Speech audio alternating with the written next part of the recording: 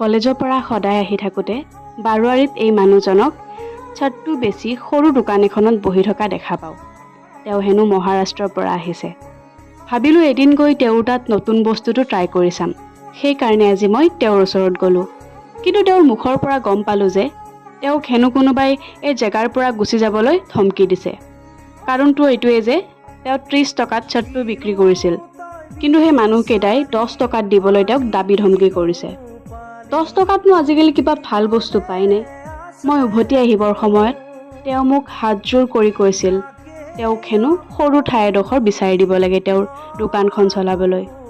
মই যিমান পাৰোঁ চেষ্টা কৰিম তেওঁক জেগা এডোখৰ বিচাৰি দিবলৈ। যদি ক'ৰবাত সৰুকৈ হ'লেও ঠাই আছে কমেণ্ট কৰি জনাবচোন, তেওঁৰ অলপ হ'লেও সহায় হ'ব।